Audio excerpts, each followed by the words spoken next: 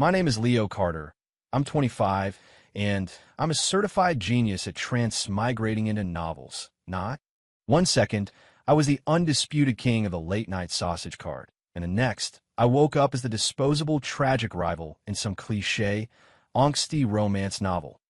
In the original story, I was hopelessly in love with my Ice Queen CEO wife, a love that ultimately got me killed after I fell off a cliff. But the first thing I did was slam my signature on our divorce papers. Let them have their drama. This guy is going to start living the good life. And you know what happened next? I started absolutely killing it at a local food truck park with my family's secret sausage recipe. My ex-wife started showing up every night. My business rival was won over by a single sausage. And now the entire internet is obsessed with finding my food truck. 1. My name is Leo Carter. I was just a regular guy, barely scraping by selling gourmet sausages from food truck at night. The high point of my life was probably the one night I sold 200 sausages in a row. I was so amped up closing down that I almost shoved my payment tablet into the deep fryer instead of sausage. So, when I slowly woke up and found myself not in my tiny, cramped apartment that perpetually smelled of grilled onions and paprika, but on a sprawling, manicured lawn that stretched as far as the eye could see, my first thought was, wow, those sausages must have had a serious kick. Am I hallucinating? Beneath me was a lounge chair so soft I felt like I was sinking into a cloud. Above me, an automated sunshade adjusted to the perfect angle. On the small table beside me sat a tall glass of something that was sweating condensation and looked ridiculously expensive. In the distance, a meticulously trimmed garden led to a main building that looked more like a European castle. I gave my thigh a hard pinch. Ouch. Yep, that hurt. This wasn't a dream. A second later, a flood of chaotic memories slammed into my brain like a burst dam, making my temples throb. After a few minutes of clutching my head and processing the information dump, I just went numb.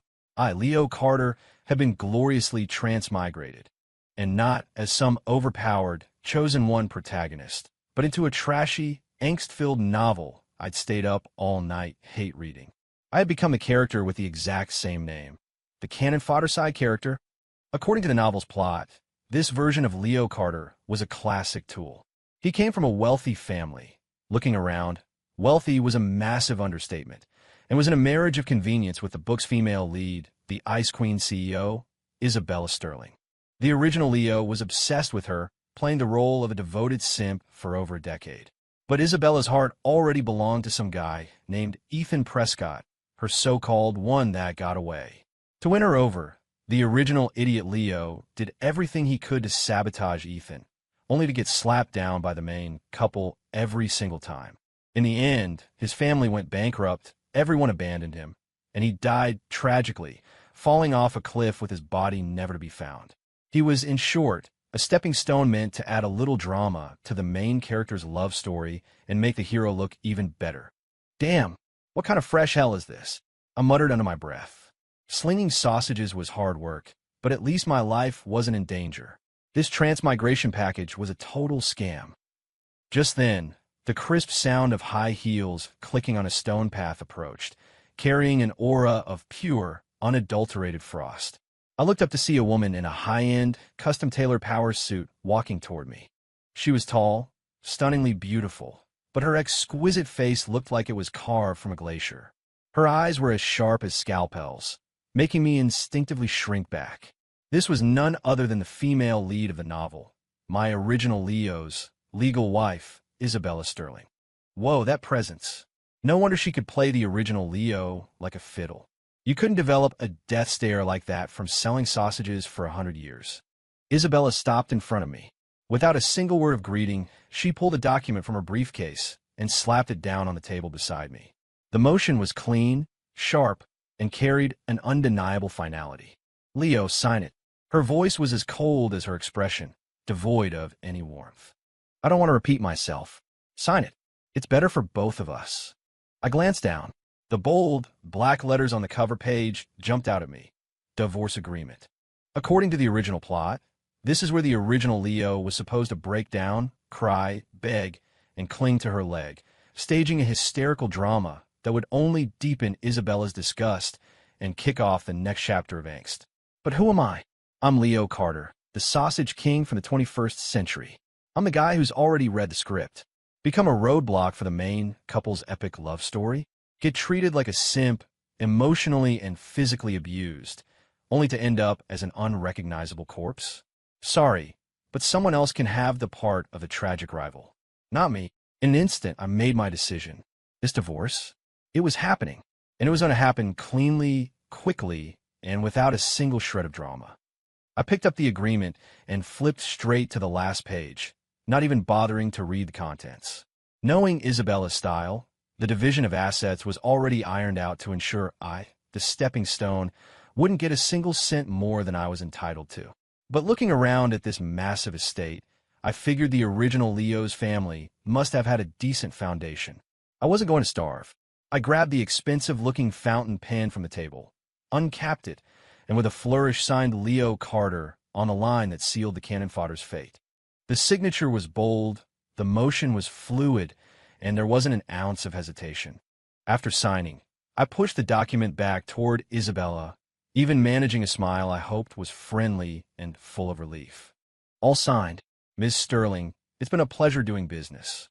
Wait, no, I wish you and Mr. Prescott a lifetime of happiness together. Isabella was visibly stunned. For the first time, her icy eyes showed an emotion other than annoyance and indifference. It was shock, mixed with a hint of disbelief. She had probably come prepared for me to cry, scream, and make a scene. She might have even had security on standby nearby. But she never, ever expected this reaction. Decisive, cheerful, almost eager. This wasn't in her script at all. Her perfect eyebrows furrowed slightly as she studied my face, trying to find any sign that this was just an act. But unfortunately for her, my relief was 100% genuine. Freedom from a tragic fate, a ticket to a happy life. How could I not be thrilled? You? Isabella opened her mouth, as if to say something, but all that came out was a questioning confirmation. Did you even read the terms? Read them, I said, waving my hand dismissively with an I get it expression. Don't worry, Miss Sterling. I'll walk away with nothing. I respect all the terms of the agreement. I won't bother you again. From now on, you go your way, I'll go mine. We'll stay out of each other's hair. Isabella was silent for a few seconds, her gaze complex. In the end, she said nothing more, simply picked up the sign agreement and turned to leave. The clicking of her heels was still sharp, but her retreating figure seemed to have lost some of its hard-edged resolve, replaced by a trace of unspoken confusion.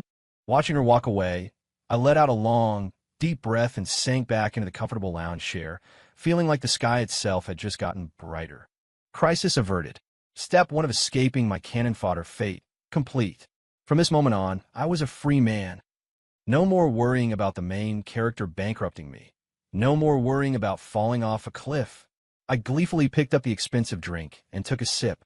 Not bad. Way better than my sausages. So what next? Obviously, it was time to enjoy this unexpected life of luxury. A multi-thousand-acre estate. Endless money, hopefully. No mortal danger. This was paradise. I closed my eyes and started planning my blissful, lazy new life. First, sleep for 3 days straight. Then, travel the world and eat my way through every global cuisine. Michelin-starred restaurants, legendary street food stalls. I was going to try it all. With the original Leo's background, money wouldn't be an issue. As for corporate empires, domineering CEOs, and the one that got away, you guys can have your drama.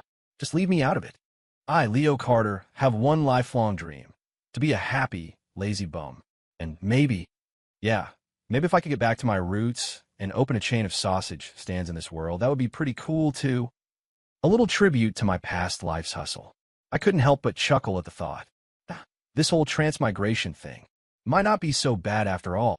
The warm sun fell on my skin, and a gentle breeze drifted across the lawn, carrying the scent of flowers. I closed my eyes, soaking in the unprecedented peace and quiet.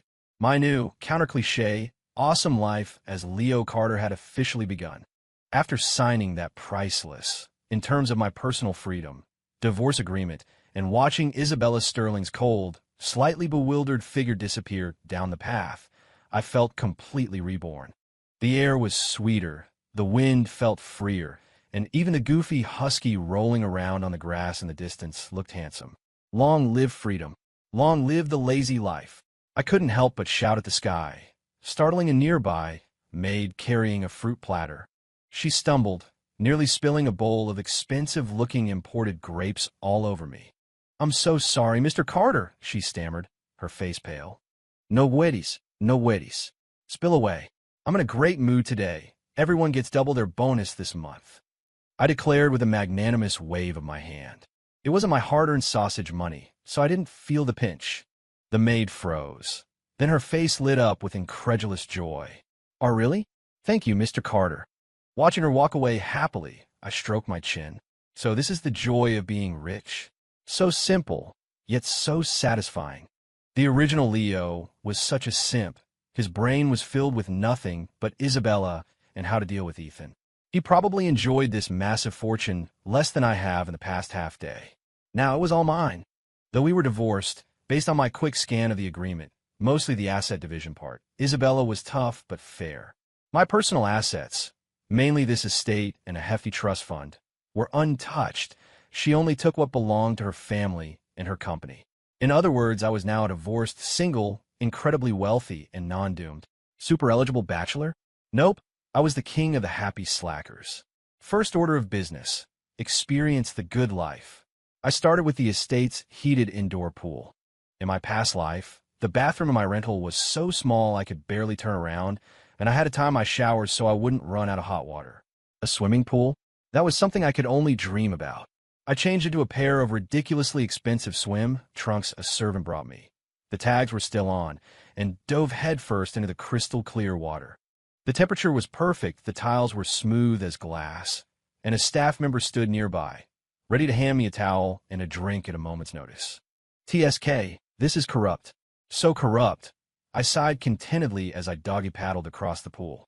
But I love it. When I got tired of swimming, I floated on my back and enjoyed life. What was next? Right food. The original Leo, in a misguided attempt to maintain his figure, ate like a rabbit. His diet was so bland it made you question the meaning of life. Not me.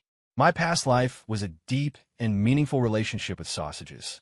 My biggest dream was to eat my way through a mountain of delicacies without a care in the world. Back in the palace-like mansion, I gave my orders directly to the waiting butler. "Mr. Thompson, for lunch, I'm thinking.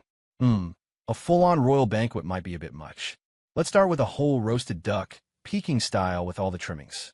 Then maybe some lobster bisque, and be generous with the lobster.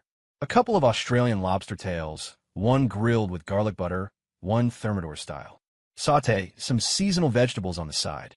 Oh, and for the rice, I want that fancy jasmine rice, the kind that tastes like it was cooked over a wood fire." Mr. Thompson was a classic English butler, with impeccably combed hair and gold-rimmed glasses. Upon hearing my menu, a muscle in his perpetually stoic face twitched, but he maintained his flawless professionalism. "Of course, Mr. Carter. However, some of these dishes will require some time to prepare, especially the bisque." "No problem, I'll wait. I've got nothing but time." Time was the one thing I had in abundance now. While waiting for my feast, I decided to inspect my new kingdom. I hopped into one of the estate's golf carts and toured the vineyard, the horse stables, and even a private golf course. Everywhere I went, gardeners and staff stopped their work to greet me respectfully, though their eyes held a mixture of curiosity and pity. It didn't take me long to figure it out. The news of the divorce must have already spread. In the original Leo's tragic story, his divorce made him the laughingstock of high society. The staff gossiping was to be expected. But did I care? Of course not. I even struck up a conversation with an old gardener trimming rose bushes. "Hey there, those roses are looking great." The old man was flustered. Thank you, Mr. Carter," he stammered. "Keep up the good work. A big bonus for you at the end of the year." I patted his shoulder and zipped away in the cart, leaving him in a state of confused gratitude. The joy of spreading wealth was just that simple. Lunch did not disappoint. The long dining table was laden with exquisite dishes, all for me. It looked like a state dinner. I tossed table manners out the window and ate however I wanted. I stuffed my face with duck pancakes, slurped down every last drop of bisque, and got my hands covered in butter from the lobster tails. The servants standing by were perfectly composed, but I could feel their internal monologue. Has Mr. Carter lost his mind from the shock? He used to be so quiet you couldn't even hear him sip his soup. Who cares? It felt great. After stuffing myself, I collapsed onto the living room sofa, a leather behemoth that could probably fit a whole family, and rubbed my round belly, contemplating my next form of entertainment. Video games? The home theater? Or maybe I should check out the original Leo's collection of luxury cars in a garage and take one for a spin. As I wrestled with these wonderful problems, Mr. Thompson approached, holding a gold-embossed invitation. Mr. Carter, this just arrived from the Sterling family. Mr. Sterling Sr. is hosting a birthday gala tomorrow evening at the Ritz-Carlton and has requested your presence. Mr. Sterling Sr., Isabella's father? I took the invitation and raised an eyebrow. According to the original plot, this gala was a major turning point. The original Leo shamelessly went, hoping to win Isabella back, only to be publicly humiliated by her and Ethan. He became the butt of every joke at the party, which only fueled his later self-destructive behavior. To go or not to go? My inner lazy bum screamed at me to avoid such an obvious minefield. But then I thought about it. I was the new and improved Leo Carter. I had already made a clean break with Isabella. I was going to wish the old man a happy birthday, eat some free food, and then leave. Whatever drama the main couple wanted to stir up had nothing to do with me. Besides, if I hid away right after the divorce, it would look like I was heartbroken and still hung up on her. That didn't fit my new, carefree persona at all. I had to go, and I had to go in style. I would show everyone that Leo Carter was doing just fine, better than fine, in fact, without Isabella Sterling. I wasn't going to cause trouble. I was going to passively flex? Yes, that was it. I just wanted to quietly enjoy the buffet. If anyone insisted on bothering me, it wouldn't be my fault if they ended up embarrassing themselves, right?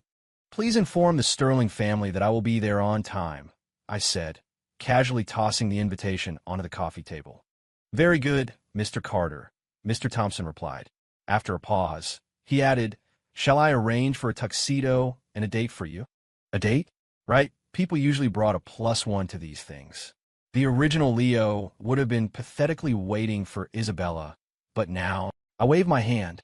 Just the tux is fine. I'll go alone. Who would I bring? A fellow sausage vendor? Nah, the mysterious single tycoon looks suited me better now. Mr. Thompson bowed and left. I lay on the sofa, crossing my legs, and started planning my outfit for the next night. It had to be understated yet luxurious, something that screamed, I'm thriving, without being so flashy that it upstaged the birthday boy. Ah, the struggles of the rich. So simple, yet so tedious. But please, bring on more of these struggles. A smile of anticipation spread across my face. Tomorrow night's gala seemed like it would be very interesting. I couldn't wait to see how their angsty love story would unfold without me, the obsessed ex, constantly forcing my way into the script. All I had to do was eat, drink, and enjoy the show. Mr. Thompson's efficiency was truly something to behold. The next afternoon, when I finally rolled out of a bed the size of a small country and shuffled into the walk-in closet, I found it filled with a stunning array of high-end custom suits. They ranged from classic black and white to a flashy sapphire blue and a deep burgundy. Each was paired with a corresponding set of dress shoes, a watch, cuff links, and even different colognes. The collection was worth more than everything I had owned in my past life combined. I scratched my messy hair, feeling a bit like a country bumpkin who'd stumbled into a palace. In the end, I chose a conservative dark gray suit with a subtle pattern and a pair of black Oxford shoes. It was the old man's birthday, after all. I couldn't steal the spotlight, though with my current inner charisma, I felt it would be hard to stay low-key.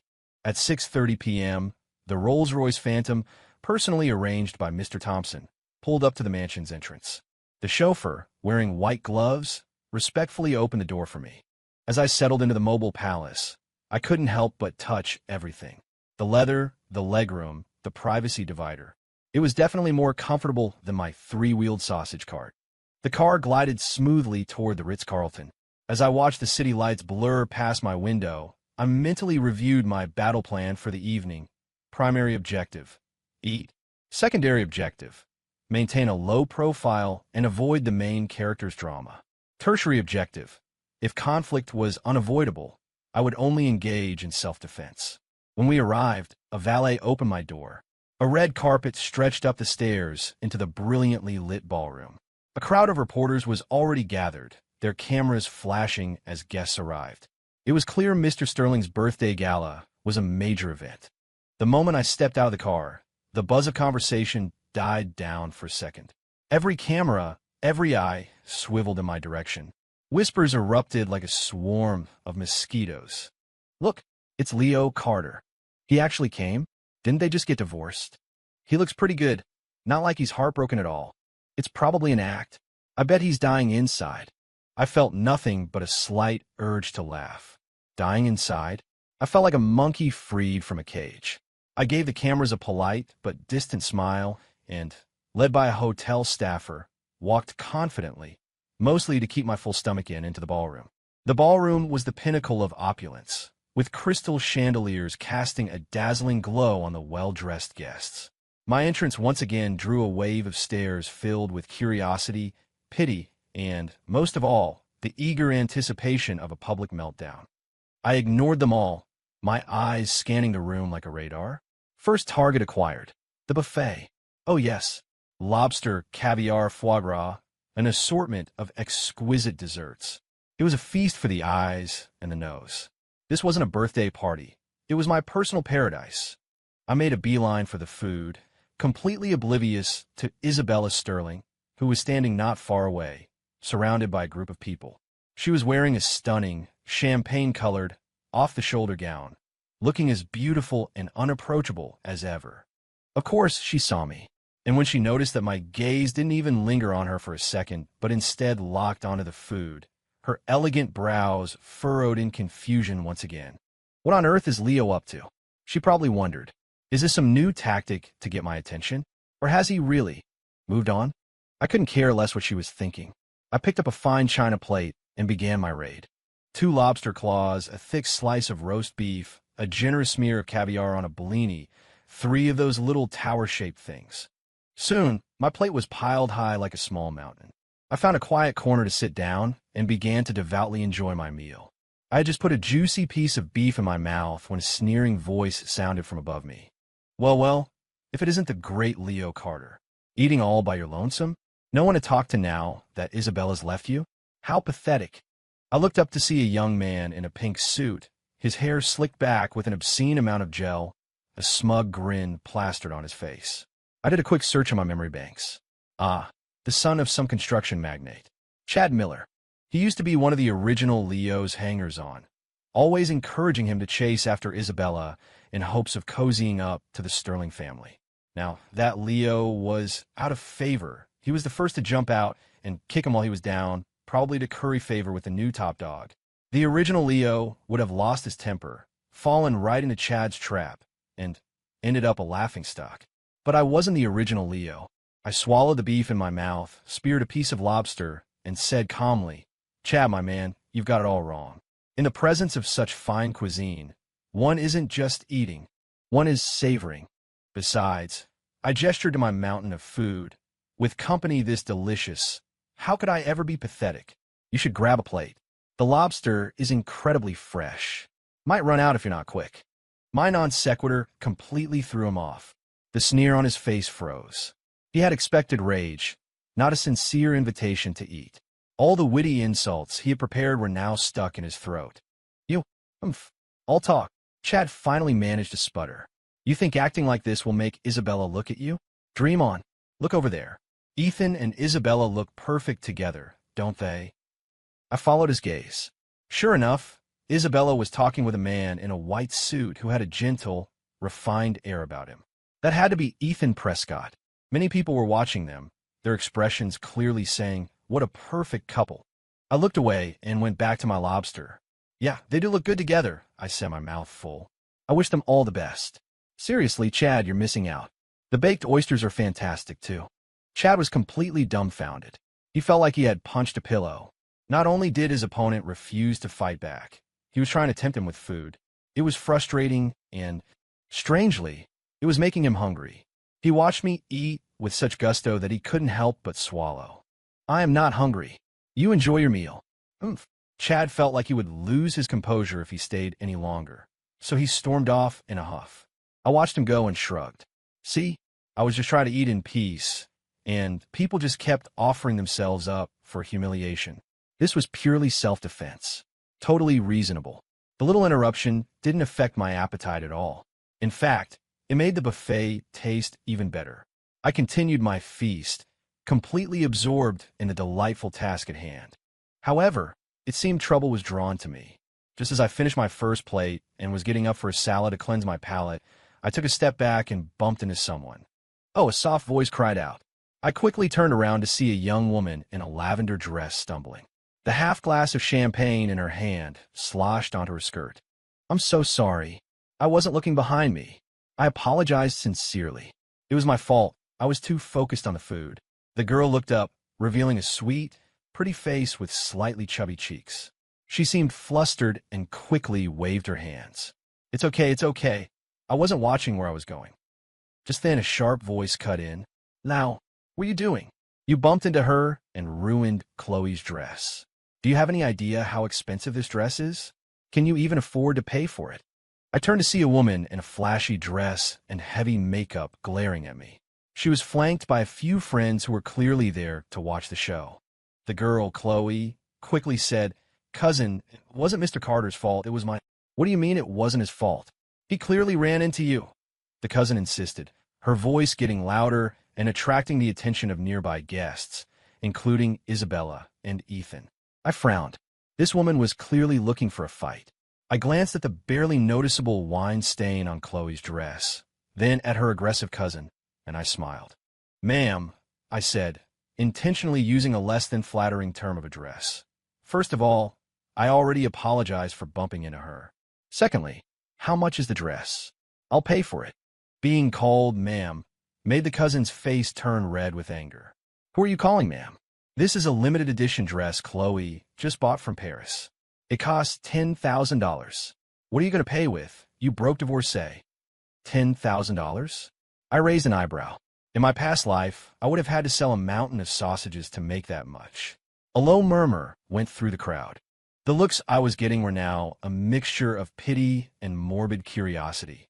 Isabella was watching, her expression unreadable, probably waiting to see how I would handle this.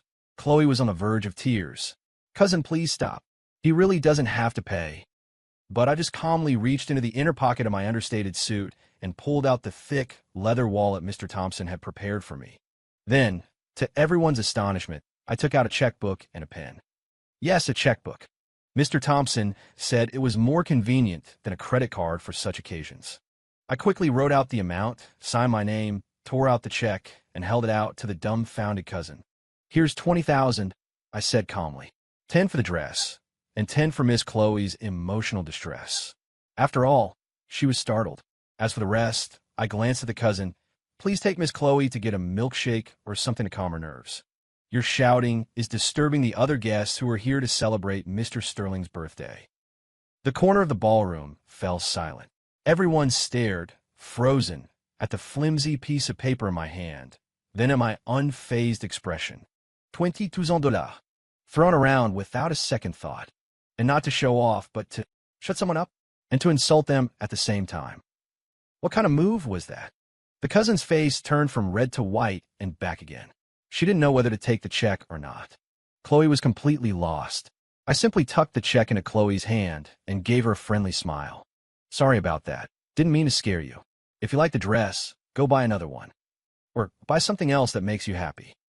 With that, I turned away from the petrified group and headed for the salad bar. I didn't look back. The Caesar dressing on this salad was pretty good. Unbeknownst to me, in another corner of the ballroom, a distinguished old man in a traditional suit had witnessed the entire exchange. He stroked his chin, a glint of shrewd interest in his eyes. The little incident at the gala was like a pebble tossed into a pond, creating a few ripples that quickly subsided. My $20,000 check had successfully shut down the troublemaking cousin and silenced the onlookers waiting for a show. The way they looked at me had shifted from pity and mockery to confusion, curiosity, and even a hint of respect. A recently divorced man who was supposed to be devastated was instead eating with gusto and casually writing checks with more composure than anyone else in the room. It was completely outside their realm of understanding. I couldn't have cared less. After successfully devouring 3 plates of food and sampling 6 or 7 different kinds of mini desserts, I let out a satisfied burp, feeling that my life had peaked. The man of the hour, Mr. Sterling Sr., came out to say a few words. He was energetic and his voice was strong. He seemed to be in excellent health. I applauded along with everyone else, though my eyes were already scanning the dessert station for any missed opportunities. Finally, as the gala was winding down, I saw my chance and slipped out early, leaving behind a ballroom full of gossip, but taking with me a stomach full of delicacies. Back at my luxurious estate, I took a long, relaxing bath and then lay down on a bed bigger than my entire old apartment. I began to seriously contemplate a pressing issue. How should I spend this ridiculously wealthy and aimless new life in a more meaningful way? Travel the world? A definite possibility, but the jet lag sounded tiring. Buy a yacht and throw parties? A bit too loud, didn't really fit my new low-key persona. Collect supercars? The garage was already full of them, and I couldn't even name half the brands. Driving them would probably feel the same as driving my sausage cart, except they wouldn't stall halfway down the street. As I pondered, my thoughts drifted back to my previous life. The smoky night markets, the sizzling sausages, the chorus of customers yelling, "Hey boss, 1 sausage, extra hot sauce." It was tough, but the satisfaction of earning every penny with my own 2 hands and the pride I felt when a perfectly cooked sausage came off the grill was something this life of leisure couldn't replace. A bold, absurd, yet strangely exciting idea popped into my head. What if I went back to my old job in this world? The moment the thought appeared, it took root and began to grow like a weed.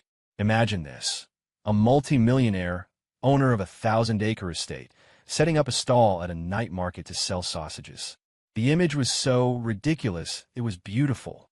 The contrast, the drama, the sheer absurdity of it all. It was the perfect embodiment of my new, counter-cliché philosophy. Besides, it wouldn't be about the money. It would be a hobby, a tribute to my past life's hustle, and a way to add a little spice to this otherwise bland life of luxury. Yes, that's it. I slapped my thigh and jumped out of bed, pacing excitedly around the room. I'm going to be the best, happiest sausage vendor in the world. I was a man of action. I immediately called the omnipotent Mr. Thompson. "Mr. Thompson, I need your help," I said, my voice serious, as if I were about to launch a major corporate initiative. "Of course, Mr. Carter. How may I assist you?" came the immediate reply. "First, I need you to find me a spot at Night Market, a food truck park, high traffic, preferably near University or a popular food street. Second, I need you to commission a custom-built food truck, top of the line, stainless steel countertops, a silent, energy-efficient generator, a built-in mini-fridge, run-flat tires. Oh, and I want the side painted with Leo's Craft sausages. A taste of nostalgia. The font needs to be cool. Third, find the best sausage supplier. The sausages need to have, no, they need to have the perfect texture, nice and springy. And give me the best ketchup, mustard, and relish. Top shelf stuff." I rattled off my list. There was a long silence on the other end of the line. I could almost picture Mr. Thompson's unflappable face, now etched with the existential questions of who am I? Where am I? What am I doing? After a full 30 seconds, his professionally trained, slightly trembling voice came through. Mr. Carter, are you saying? You want to set up a food truck to sell sausages?" "Exactly," I confirmed. "And remember, this isn't just a food truck. This is about passion. It's a dream. It's about experiencing life. The budget is unlimited. Give me the best of the best." Mr. Thompson seemed to take a deep breath. His professionalism ultimately won out over his shock. "Yes, Mr. Carter, I will see to it at once." I hung up feeling fantastic. I could already smell the familiar, comforting aroma of grilling sausages. For the next few days, I enjoyed the life of a pampered slacker while eagerly awaiting updates on my sausage empire. Mr. Thompson's execution was flawless.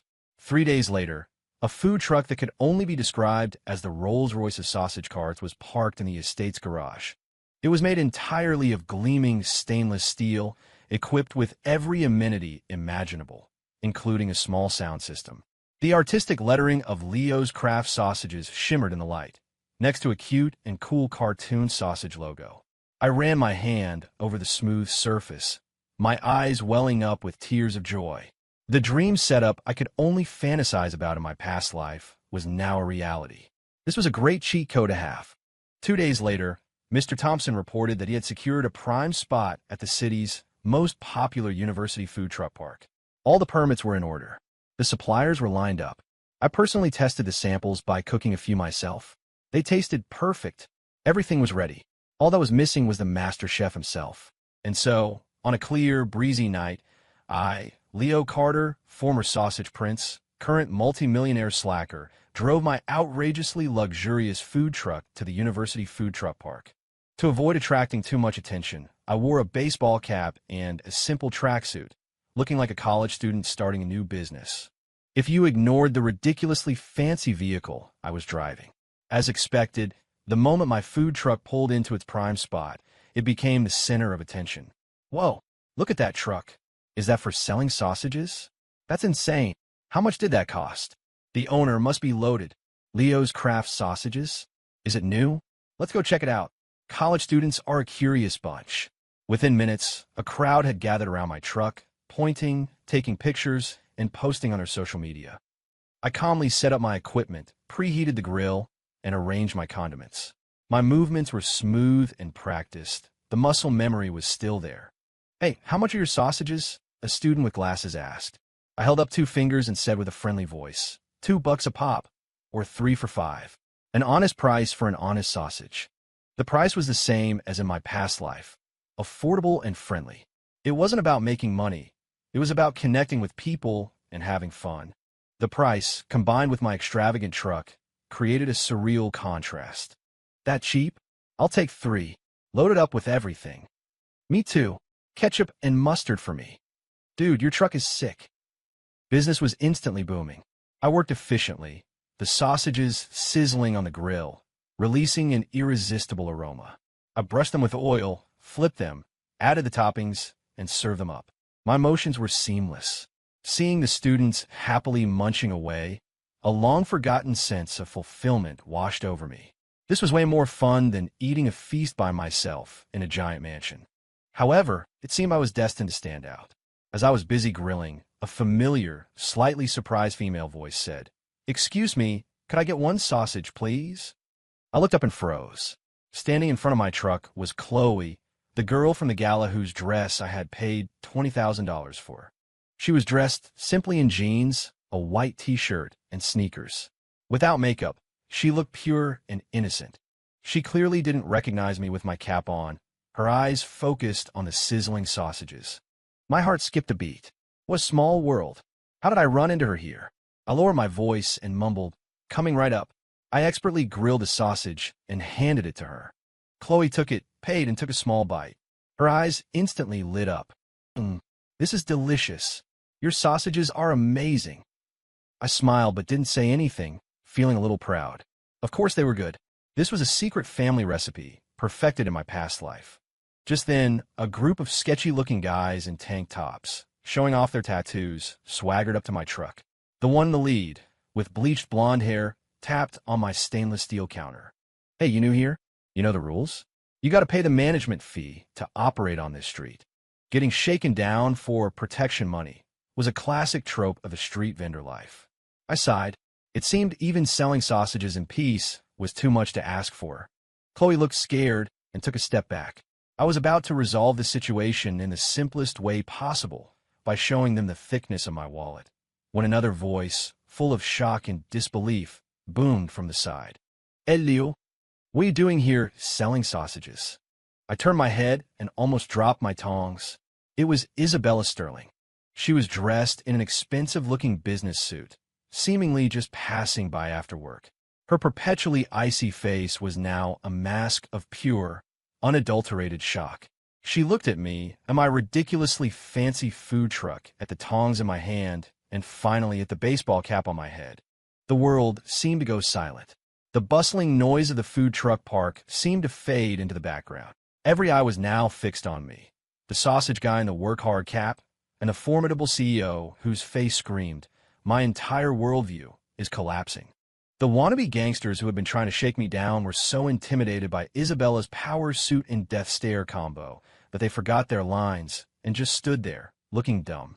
Chloe, clutching her half-eaten sausage, looked back and forth between me and Isabella, her mouth hanging open in a state of total confusion. I sighed internally. All I wanted was to quietly sell some sausages and experience a simpler life. Why was that so hard? Did the plot of the novel have some kind of magnetic pull on its main characters? Well, if I couldn't avoid it, I might as well lean into it. I cleared my throat, and in a voice I tried to keep calm and casual, though my heart was pounding, waved my sausage tongs at Isabella. "Ms. Sterling?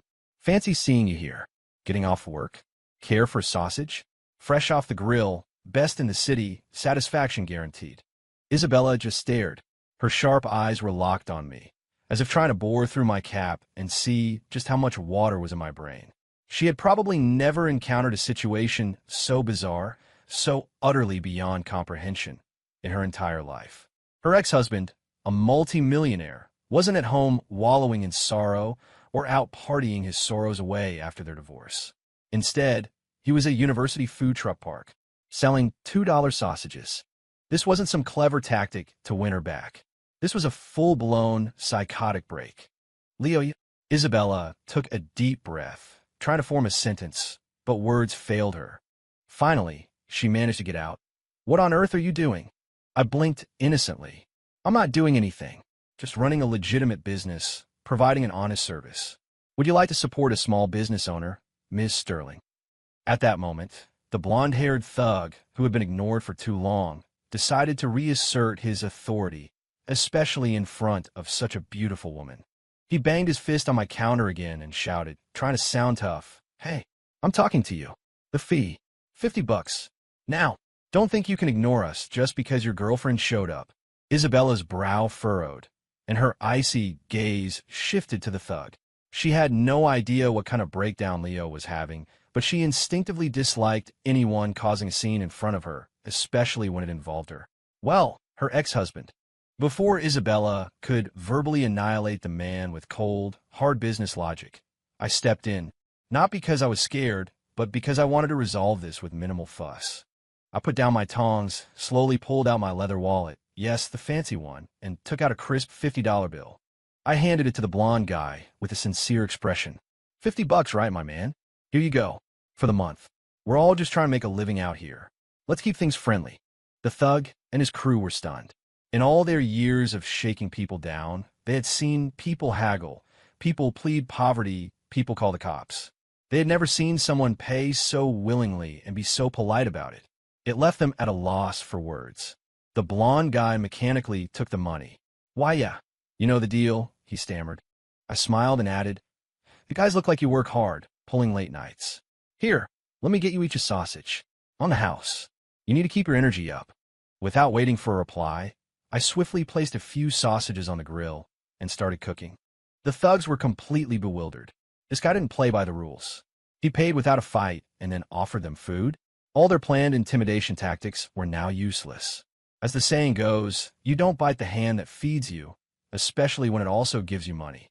A few minutes later, the group of thugs was standing awkwardly in front of my truck, each holding a sausage, not sure whether to eat it or not. "Go on, eat up," I said cheerfully, as if they were my regular customers. "They're best when they're hot." The blonde guy, after a long pause, took a bite. "It's pretty good," he mumbled. Thanks, boss. If you have any trouble around here, just mention my name, Blondie." With that, feeling that staying any longer would be even more awkward, he and his crew quickly shuffled away, their protection money feeling less like a victory and more like a weird transaction. The crowd of students watching erupted in quiet laughter and murmurs. That boss is awesome. He just bribed those thugs with sausages. Is that a new negotiation tactic? Is there anything money can't do?" He even made friends with the local gangsters. Chloe couldn't help but giggle.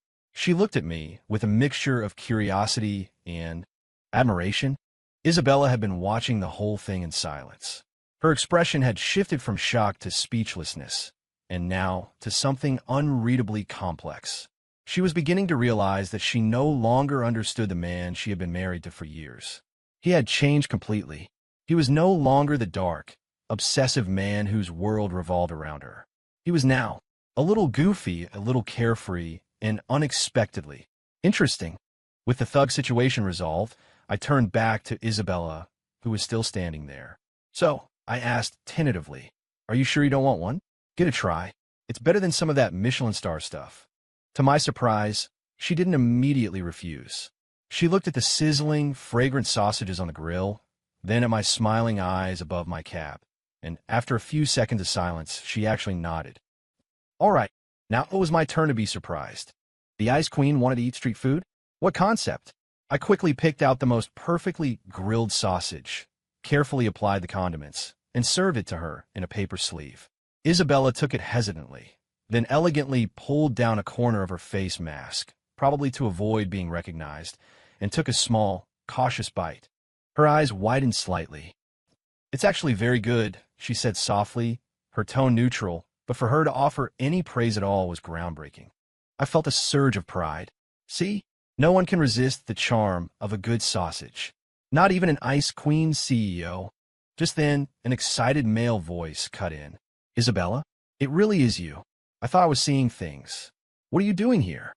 I turned to see another familiar face. The one that got away. Ethan Prescott had arrived. He was dressed in casual clothes and seemed to be just passing by. He stopped short when he saw Isabella standing in front of Sausage Truck, his face a mask of disbelief. What was going on tonight? Was my little truck the new hot spot for the main characters to hang out? Ethan strode over, his eyes first locking onto Isabella with a look of deep affection, then shifting to me. When he recognized me as the vendor, his expression became even more priceless, like he had just swallowed a fly. "Elio, what are you?" Ethan pointed at me, then at my truck, unable to form a complete sentence. "Mr. Prescott, good evening," I said calmly. "Care for sausage?" Ethan's face contorted. His gaze darted between me and Isabella, finally settling on the half-eaten sausage in her hand. His eyes were filled with disbelief and a sense of offense, as if Isabella had just eaten something disgusting. "Isabella, how can you eat this stuff? It's so unsanitary. Throw it away," Ethan said, reaching for the sausage in her hand. But Isabella instinctively pulled her hand back, avoiding his touch. "It tastes fine," she said coolly. Ethan's hand froze in midair, his face flushing with embarrassment. He felt like Isabella was defending Leo. It was absurd. He took a deep breath, trying to regain his composure, and forced a condescending smile at me. "Leo, I know the divorce was hard on you, but you don't have to resort to this. Have some self-respect. Running a food truck in a place like this? What would people say? Think of the reputation of your family, of the Sterling family." There was again that smug, superior tone. I was unfazed, even a little amused. Before I could respond, Chloe, who was still standing nearby, muttered, "What's wrong with running a food truck? He's earning an honest living.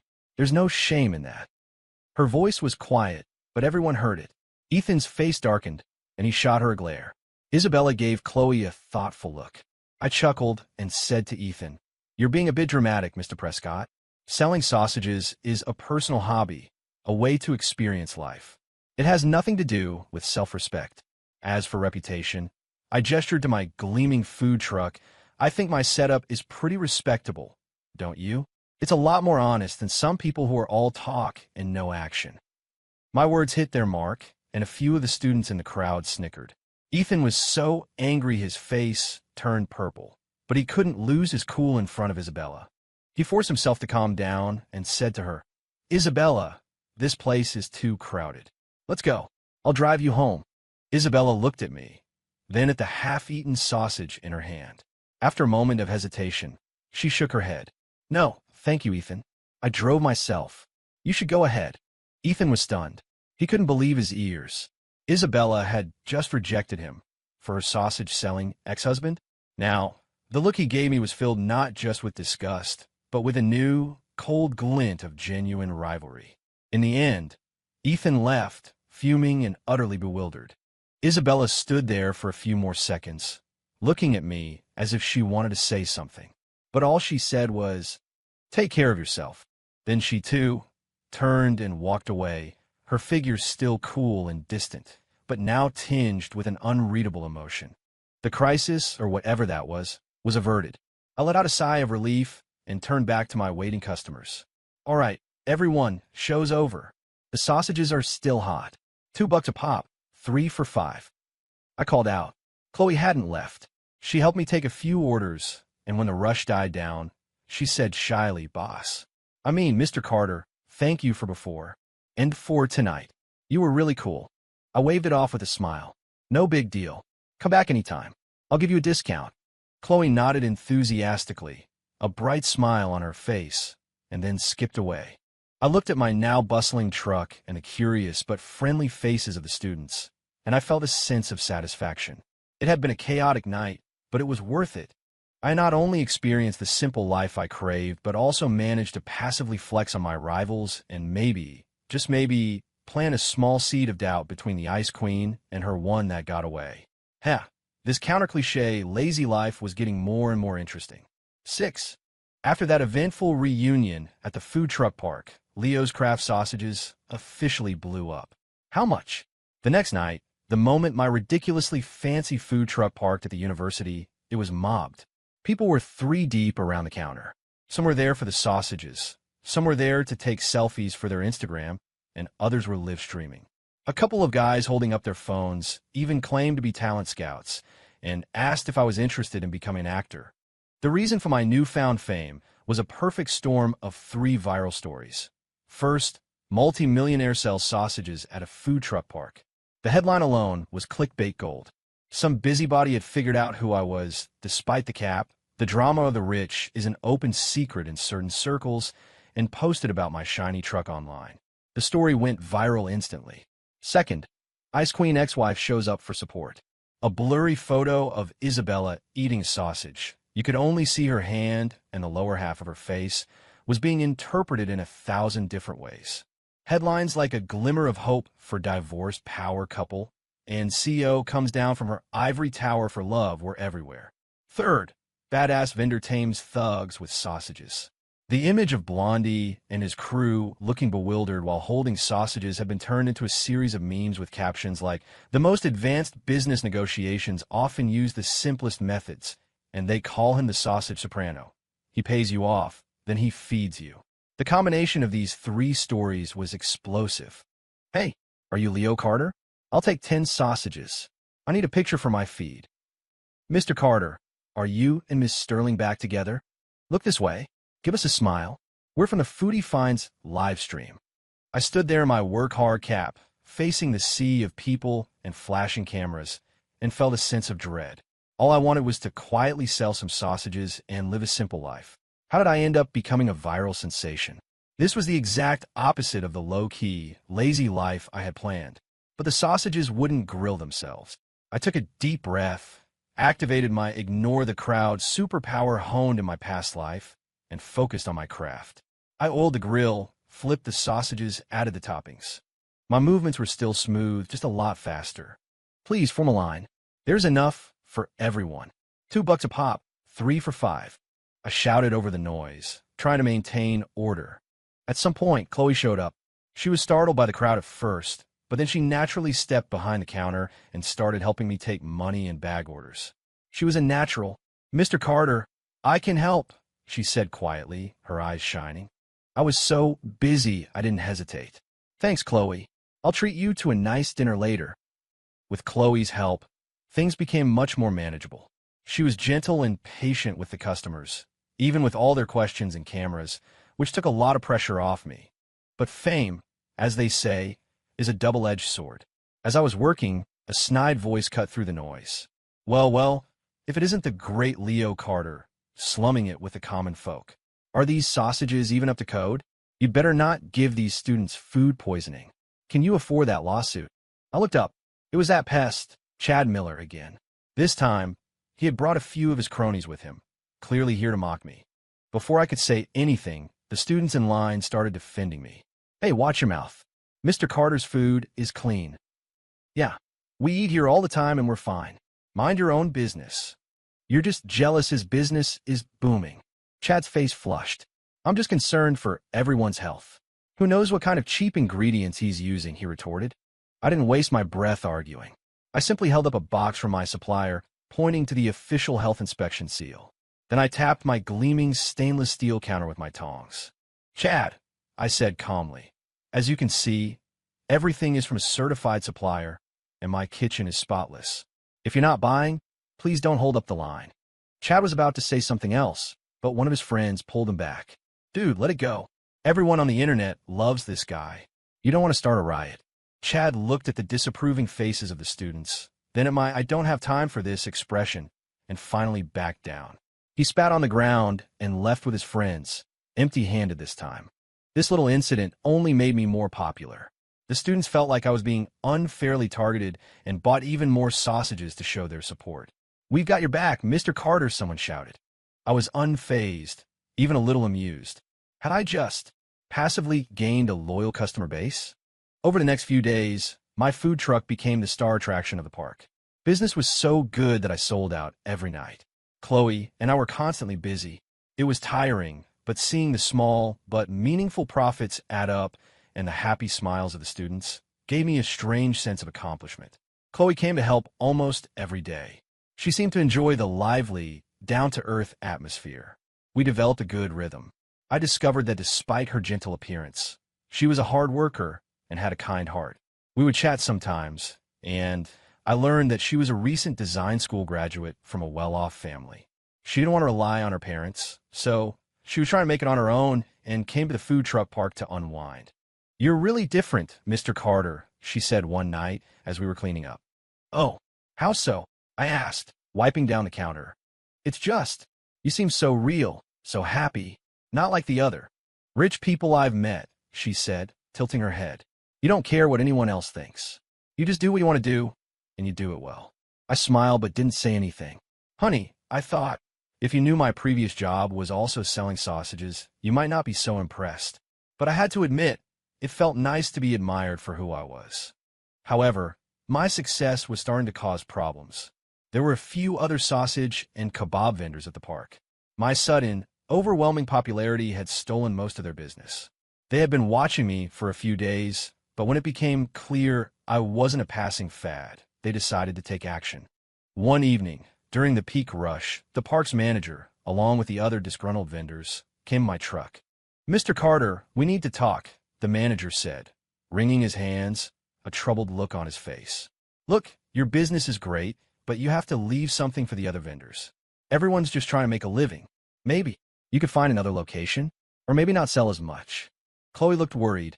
I stopped what I was doing and looked at the hostile faces of the other vendors, then at the manager's pained expression. I understood their position. I was unintentionally threatening their livelihood. In my past life, I might have backed down or just quit. But now I had a different idea. I wasn't here to compete. I was here to experience life and find joy. But if my joy was causing others pain, then it wasn't really joy. And while it was satisfying to passively shut down bullies like the thugs and Chad, this was a real-world problem, a conflict born from the need to survive. Maybe there was a different way to handle this. An idea began to form in my mind. I put down my tongs and gave the manager and the other vendors a friendly smile. Facing the hostile and anxious glares of the park manager and the other vendors, I widened my smile, making it as sincere as possible. "Mr. Davison, and to all the other business owners here, I understand completely," I said, putting down my tongs and wiping my hands. My tone was calm. "Honestly, I didn't come here to steal anyone's business. This is just a hobby for me, something I do for fun." Mr. Davison, the manager, looked skeptical, and the other vendors openly scoffed. "Fun? He calls driving a $500,000 food truck fun? Who is he kidding?" I wasn't fazed, but I continued. "I recognize that I have, in fact, hurt your businesses, and I can't ignore that. We're all out here trying to make a living, and it's not easy." I paused, looked at each of them, and then pitched the idea that had just struck me. "So how about this? Instead of competing with each other and driving prices down, why don't we work together? Let's turn the sausages of the University City Food Truck Park into a famous local brand. What do you say? Work together?" They all stared at me, bewildered. They had come expecting a confrontation, an argument, maybe even for me to use my wealth and influence to shut them down. They had never expected me to suggest a partnership. Exactly, a partnership. I nodded, my idea becoming clearer in my mind. I'll provide the funding and the marketing ideas. We'll upgrade everyone's equipment to clean, stainless steel setups. We'll create a unified brand, the University City Sausage Association, with transparent quality standards and pricing. My Leo's Craft sausages can be the premium option, using higher-end ingredients and charging a bit more, say $5 a sausage, for customers who want something special. And you all can stick to your current prices and specialties, focusing on value for the student crowd. I was getting excited as I laid out my vision. We can even cross-promote. If a customer thinks my sausages are too expensive, I'll send them to one of you for a more affordable option. If you have a customer looking for something fancy, you can send them to me. We could even host a sausage fest on weekends to draw in crowds from all over the city. With that kind of traffic, there will be more than enough business for everyone. My speech left them speechless. They had been in the food truck business for years, and their mindset was always about cutting costs, fighting for the best spot, and outmaneuvering the competition. They had never considered anything like this. An association? A unified brand? A food festival? It sounded crazy, but also kind of made sense. And the line, "I'll provide the funding to upgrade your equipment," was the clincher. Who wouldn't want a better, cleaner setup? They just couldn't afford it. An older vendor spoke up hesitantly. "And Mr. Carter, are you serious? You'd really pay to upgrade our trucks?" "Absolutely," I said, patting my chest.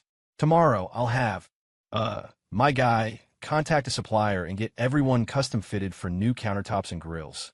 I'll cover the entire cost. Consider it a welcome gift and an apology for the trouble I've caused." Mr. Davison's eyes lit up. If what I was saying was true, and we could turn the sausage vendors into a unique attraction, it would be a huge boost for the entire food truck park. It would look great on his performance review. "Mr. Carter, your vision. It's incredible," the manager said, shaking my hand vigorously. "On behalf of the park management, I fully support the Sausage Association." The other vendors' hostility had melted away, replaced first by disbelief, then by excitement and gratitude. They gathered around me, thanking me profusely and pledging their support.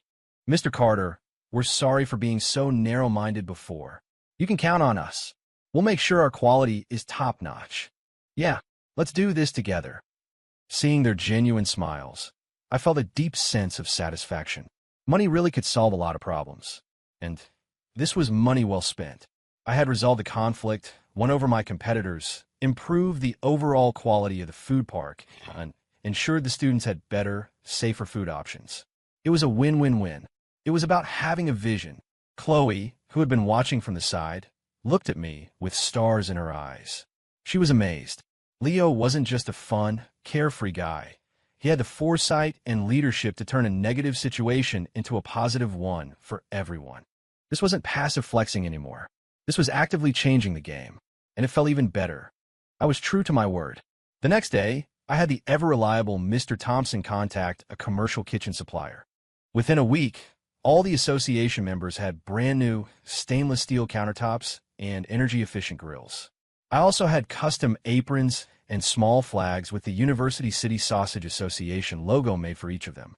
This move not only resolved the conflict, but also gave the entire sausage section of the park a clean, professional look, turning it into a neat and tidy attraction. The story got picked up by local news and bloggers, and I was praised online as a conscientious entrepreneur and a genius of emotional intelligence. As the premium brand of the association, Leo's Craft Sausages saw its business boom even more. The positive buzz and improved image of the entire association drew in more customers than ever. Many people would come, try a gourmet sausage at my truck, and then grab a few classic ones from the other vendors. That weekend, I organized the first Sausage Fest. The vendors went all out, creating special flavors like cheese-stuffed sausages, spicy crawfish sausages, and even a durian-flavored sausage for the adventurous.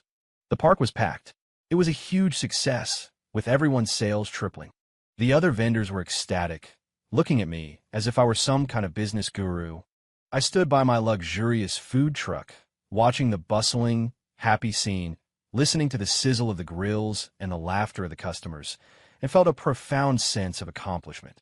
This was so much more fulfilling than sitting alone in my mansion, counting my money. But my time in the quiet life was apparently over. As the festival was in full swing, a black Maybach pulled up to the edge of the park. The window rolled down to reveal Isabella's beautiful, cold face. She looked out at the thriving, orderly scene, and at me, standing in the middle of it all, laughing like a kid, and her expression became impossibly complex. Her assistant had told her that I was making waves at the food truck park and had even started some kind of association. She had assumed it was another one of my bizarre stunts to get attention. But seeing it in person, it was so vibrant. The gloomy, narrow-minded man she had known was gone. In his place was a man who seemed to radiate a light she had never seen before, a light that was warm and infectious. Ethan was in the car with her. He looked at me, the center of attention, and his face darkened. He had hoped to see me fail, to be driven out by the other vendors. Instead, he was witnessing me turn a potential disaster into a resounding success, becoming a leader in the process. It made him feel threatened and deeply unsettled. Isabella, it's just a small-time operation. It's nothing to be impressed by, Ethan said, trying to downplay my achievement. But Isabella just replied coolly, it takes a certain kind of talent to turn a small business into something with a grand vision. With that, she rolled up the window and told the driver to leave. Ethan watched her cold profile, his sense of crisis deepening. He realized that Leo's transformation was slowly, but surely, chipping away at Isabella's frozen heart. And I, happily sprinkling paprika on a customer's sausage, was completely oblivious to it all. I just thought the spices smelled particularly good that day. The success of the sausage association made me a minor celebrity in the local food scene. My days were full and happy. I'd run the truck with Chloe, joke around with the students, and watch the pocket change in my business account grow. It gave me a grounded sense of satisfaction. The sprawling estate started to feel more like a fancy hotel I just slept at. I had almost forgotten my identity as a divorced ex-son-in-law of a tycoon until Mr. Thompson found me, looking serious, and handed me an elegant invitation. Mr. Carter, the Sterling Corporation's annual charity gala. Mr. Sterling Sr. personally requested your attendance. I took the invitation, the gold foil lettering glinting in the light. The Sterling Charity Gala? It was one of the biggest high society events of the year. In the past, the original Leo would have groveled to go as Isabella's plus one, only to stand in a corner like a piece of furniture while she and Ethan dazzled the crowd. Normally, I would have refused without a second thought. A stuffy, pretentious event like that couldn't compare to the freedom of my food truck. But this time I hesitated, not because I had any lingering feelings for Isabella, but because of her father. He had looked at me differently at his birthday party, and it felt rude to turn down a personal invitation from an elder. Besides, my status had changed. I was a food truck mogul now. It might be interesting to see how the other half lived, and more importantly, to see if they had a good buffet. All right, tell the Sterlings I'll be there, I said, casually placing the invitation on my condiment shelf. Mr. Thompson looked relieved. Shall I arrange for a tuxedo and a date? He asked. Just a tux is fine. As for a date, my eyes instinctively darted to Chloe, who was diligently saucing a sausage, bringing her felt, sudden, and I wasn't sure she'd enjoy that kind of scene. No, thanks. I'll go alone. Mr. Thompson bowed and left. Chloe looked up. Mr. Carter, are you going to fancy party? She asked curiously. Yeah, a charity thing. Mostly just going for the free food, I said dismissively. Chloe blinked her big eyes and didn't press further, but I caught a fleeting glimpse of disappointment in her expression. The night of the gala, I put on the Armani tuxedo Mr. Thompson had prepared. Looking at the suave stranger in the mirror, I could barely recognize myself. Clothes really do make the man. I almost looked like a real blue-blooded heir, if you ignored the slight paunch I was developing from quality testing my own product. Riding in the Rolls-Royce to the Ritz-Carlton again, the feeling was completely different. The first time, I felt like I was being dragged to my doom. This time, I felt like I was heading to a free, all-you-can-eat buffet. The ballroom was, as expected, a glittering spectacle of wealth and power. My arrival caused another minor stir. Many recognized the viral sausage vendor and started whispering, their gazes a mix of curiosity, surprise, and disdain. I ignored them all and made a beeline for my true purpose. The buffet. The foie gras was decent, the lobster jelly was nice, but the portions were ridiculously small. My sausages were way more satisfying. I was happily working on a lamb chop when a cool, familiar voice came from behind me. "You actually came." I turned. It was Isabella. She was wearing a royal blue, floor-length gown that made her look like an unattainable snow queen. Her gaze was still complex, but the previous disgust was gone, replaced by a genuine curiosity. "Miss Sterling, good evening," I said after swallowing my lamb. I held up my plate. "Your father personally invited me. I couldn't say no. The lamb is pretty good. Want some?" Isabella was speechless. She had probably never seen anyone so focused on eating at a charity gala. She was silent for a moment, her eyes falling to my hands. "You've gained some weight," she noted. I blushed. "Oh, the food's been good lately," I mumbled. The corner of her mouth twitched, almost forming a smile. "I heard your sausage association is doing well." "It's all right. People are being generous. Just try to make a living," I said modestly, though I was secretly pleased that my venture had reached the ears of the ice queen herself. We stood there in a slightly awkward silence. Me with my plate, she in her regal gown. The original Leo would have been babbling excitedly, but I just felt hungry. I want to get back to my lamb chop. Just then, the ever-present Ethan Prescott appeared, a glass of champagne in his hand. He smoothly positioned himself next to Isabella, as if staking his claim. "Isabella, there you are," he said warmly, before turning his fake smile on me. "Leo, you came. How nice. But you should really be more mindful of your image at an event like this. Walking around with a plate of food is a bit unseemly, don't you think?" Here we go again, with the condescending superiority. I sighed and put down my plate. It's hard to argue while holding food. I was about to give him one of my sincere responses when Isabella spoke first. "The point of a charity gala is charity, not appearances," she said, her voice quiet but clear. "Leo is supporting this cause with money he earned through his own hard work.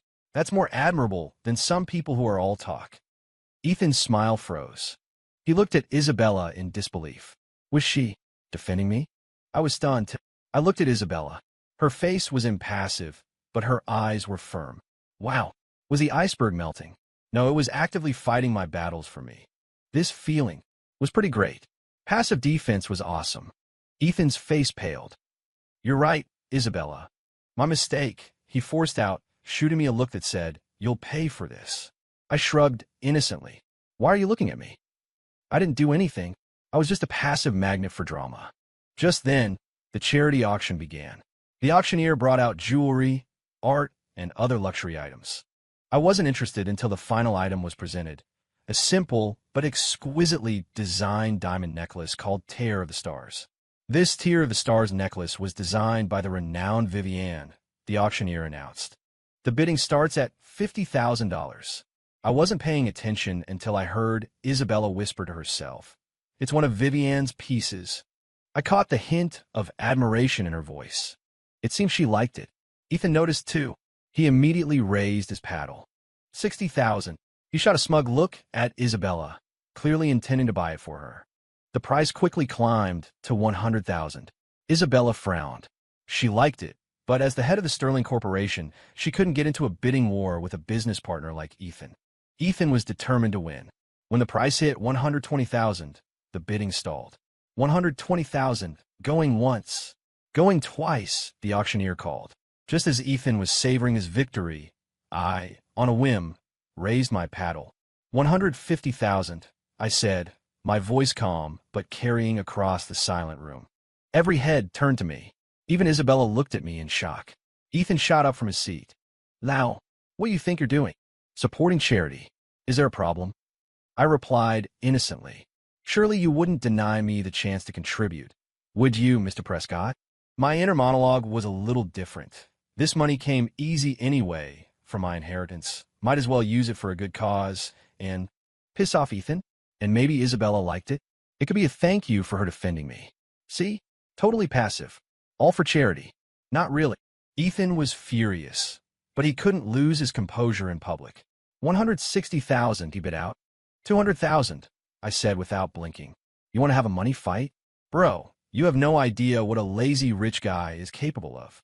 In the end, I won the Tear of the Stars for $200,000.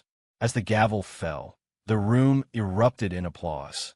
Ethan sat back down, his face a thundercloud. A staff member brought the necklace to me.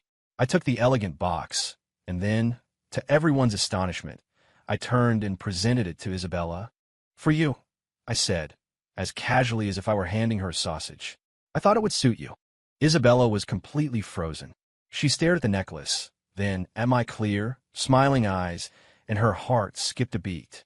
She had considered 1,000 possibilities, but she had never imagined that I would buy the necklace and just give it to her. The room buzzed with whispers. The ex-husband just dropped 200 grand on a necklace for his ex-wife at a charity gala. Were they getting back together? The reporter's cameras flashed wildly. Ethan looked like he was about to have an aneurysm. Isabella just stared at me, not accepting, not refusing. Her mind was in turmoil. The Leo in front of her was a stranger, one who made her feel flustered and strangely drawn to him. Seeing her hesitation, I scratched my nose awkwardly. If you don't like it, no big deal. I can always hang out my food truck as a decoration. It's pretty shiny. A woman behind Isabella stifled a laugh. Isabella finally snapped out of her trance. She looked at my sincere and ridiculous expression, and the corners of her mouth turned up in a small smile. She reached out and took the box. "Thank you," she said softly. The words were quiet, but they landed like a boulder in the frozen lake of her heart, sending ripples through her. And me? My mission was complete. Under the complex gaze of the entire room, I turned and headed back to the buffet. My work here was done, and that chocolate cake looked delicious. The $200,000 Tier of the Stars necklace made waves I hadn't anticipated. The next day, I was back in my food truck, wearing my work-hard cap, flipping sausages as if the tuxedo-wearing philanthropist from the night before was a completely different person. As Chloe helped me pack orders, she kept stealing glances at me, her eyes filled with a mix of curiosity and an unreadable emotion. The internet was buzzing with news from the gala, with headlines like "Ex-husband's grand gesture melts Ice Queen's heart" trending everywhere. "Mr. Carter," Chloe finally asked in a small voice, "did you really give that necklace to Miss Sterling last night?" "Huh? Oh, yeah," I answered casually, slathering sauce on a sausage. "It looked nice, so I bought it." "What?" "And nothing," she said, looking down. "I just think that's really nice." I didn't think much of it. My attention was captured by a familiar figure approaching. Isabella. She was back. This time, she wasn't in her car. She had walked over, dressed in a simple white blouse and khaki pants. She looked less like a corporate shark and more relaxed. She stood in front of my truck, watching me work with a slightly awkward expression. "Ms. Sterling? To what do I owe the honor?" "Here to support my small business again." I greeted her with a smile, wondering if the Ice Queen was actually craving another sausage. Isabella pursed her lips, then said, as if it took a great deal of effort, "I'm not here for a sausage." "Oh," I raised an eyebrow. "The necklace." "It's too much," she said, looking me in the eye. "I can't just accept it." My heart sank a little. Was she returning it? Hanging a $200,000 piece of jewelry on my food truck did seem a bit excessive. "So," Isabella continued, pausing for effect, "I'd like to treat you to dinner as a thank you." Puffed. Chloe, who was taking a sip of water, nearly did a spit take. She quickly covered her mouth, her face turning red. I was stunned, too. Treat me to dinner? The Ice Queen was asking me out to dinner? Had the world turned upside down? Was I still dreaming? Well, passively accepting a dinner invitation was a new kind of win, I guess. I scratched my head. "Dinner, huh? Well, all right, but I don't close up until late." "That's fine. I'll wait," Isabella said. And then she actually walked over to a nearby bench, sat down, and started answering emails on her phone, looking as serious as if she were in a boardroom. Now, not only were Chloe and I shocked, but the students in line were, too.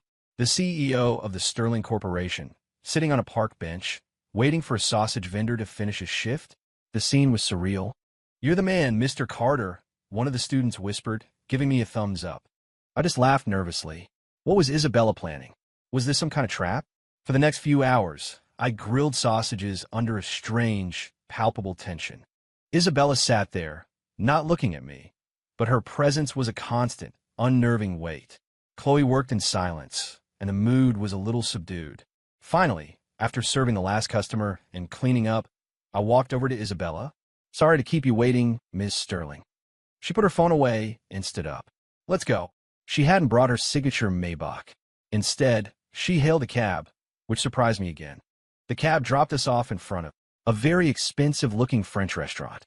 The doorman's eyes widened as he saw us. A CEO in a designer blouse and a food truck vendor in a tracksuit that smelled faintly of grilled onions. "Miss Sterling, are you sure about this?" I asked, looking down at my outfit. "This feels like a business attire required kind of place." "I'm sure," she said, her tone leaving no room for argument, and walked in. The restaurant was elegant and quiet, with flickering candlelight and soft piano music. We were seated at a window table. The waiter handed us menus written entirely in French. Isabella ordered with fluent ease, then looked at me. I stared at the curvy letters, completely lost. The fanciest foreign word I knew was ketchup. "I'll have what she's having," I said, closing the menu. "When in doubt, follow the CEO's lead." Isabella glanced at me, but said nothing. The wait for the food was awkward. We just sat there, staring at each other. In our years of marriage, our conversations had been mostly a one-way street of the original Leo's desperate pleas and Isabella's cold silence. I finally broke the silence, my professional instincts kicking in.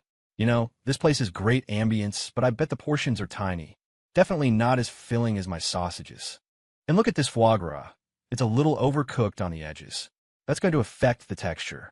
You see, with my sausages, the key is precise temperature control." Isabella's mouth twitched as she listened to my earnest critique comparing a Michelin-starred restaurant to my food truck. She looked like she was trying very hard not to laugh. She was discovering that dinner with Leo was never boring. The food arrived, and as predicted, it was beautifully plated and ridiculously small. I ate everything, offering my expert opinion on each dish, all based on my sausage grilling standards. Isabella barely ate, mostly just watching me. She found herself noticing how focused I was when I ate. Real it was, compared to the phony schmoozing she was used to at business dinners. "You really enjoy your life now, don't you?" she asked suddenly. I put down my fork and wiped my mouth. "I do," I said, nodding sincerely. "It's free, it's honest, it's fun. I get to grill sausages, and sometimes people even treat me to dinner," I said, glancing at her. "What's not to like?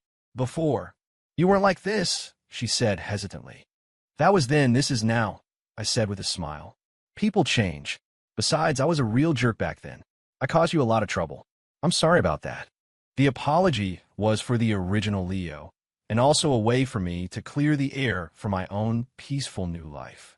Isabella was taken aback. She had never expected to hear an apology from me. The man in front of her was carefree, laid back, almost a little goofy, but the sincerity and joy in his eyes were undeniable. For the first time, she started to truly question what her decision to divorce had meant for her. The dinner ended with my detailed critiques and Isabella's complex thoughts. When the check came, a 5-figure bill. I didn't even flinch since I wasn't paying. Isabella paid with a graceful swipe of her card. As we stepped outside, a cool breeze washed over us. I stretched. "Thanks for dinner, Miss Sterling. It was good, but I'm still hungry. I think I'm going to go home and grill a couple of sausages." Isabella finally lost her composure and let out a laugh. It was like watching a glacier melt in the spring, a rare and beautiful sight. I was captivated. I never knew the Ice Queen could look so lovely when she smiled. She noticed my stare, and her smile vanished, her cool demeanor returning, though the tips of her ears were slightly red.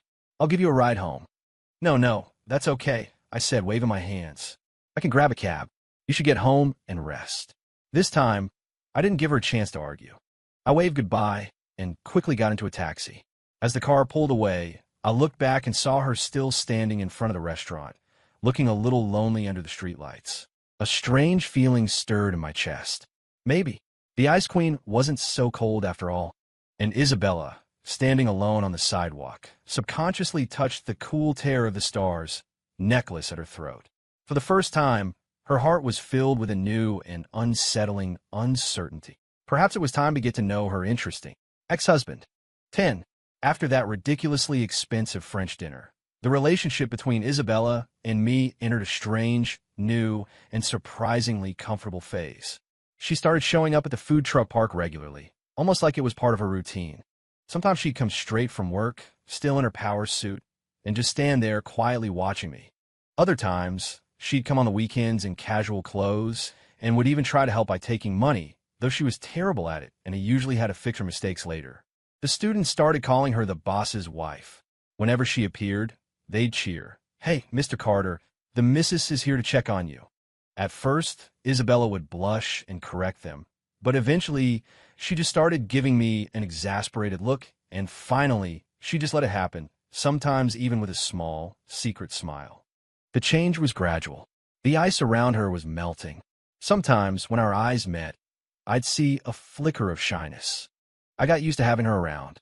I'd find myself asking, "Do you want extra hot sauce today?" As if the years of drama between us had never happened, as if we were just a normal couple. Ethan, of course, didn't give up. He tried to ask her out, sent her gifts, even showed up at her office. But Isabella grew colder and colder toward him, eventually having security bar him from the building. I heard he had a fit and punched his steering wheel, but there was nothing he could do. Once a heart starts to stray, you can't force it back. Chloe seemed to sense the shift. She started coming to help less often, but when she did, she was always cheerful. I'd catch her looking at Isabella and me with a knowing, happy expression. One day, after we closed up, she told me, "Mr. Carter, it's so good to see you this happy.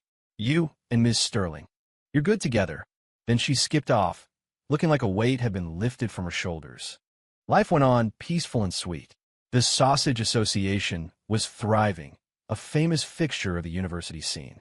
I even invented a few new items, like the ultimate cheese stuffed sausage and the truffle-infused luxury link, which were a huge hit. Then, one day, Isabella's father, the formidable Mr. Sterling Sr., paid a visit to my food truck. He was dressed in a casual jacket, looking like any other old man out for a stroll. He just stood there, watching. I was so busy I didn't notice him at first. "Dad," Isabella said, her voice a little tense. I looked up and my heart jumped. Was this the final boss? Was he here to test me? I quickly handed my tongs to a neighboring vendor, wiped my hands, and walked over nervously. "Mr. Sterling, what brings you here?" He didn't say anything at first. He just looked me up and down, then surveyed my clean, orderly truck and the long line of students. Finally, his gaze landed on Isabella, who was holding a freshly grilled sausage I had just given her. "I'll have one of those," the old man said, his voice firm. I was taken aback for a second, then quickly recovered. "Of course. What would you like on it?" "The same as hers," he said, pointing at Isabella. I quickly grilled a sausage and handed it to him respectfully. He took a big bite and chewed thoughtfully. Everyone, including Isabella, held their breath. Finally, he swallowed and nodded. "Good. The right amount of char, good ingredients. Better than that fancy, pretentious stuff." I let out a sigh of relief. "You're too kind, sir. I'm just trying to make a living." He took another bite, then looked at me, his expression turning serious.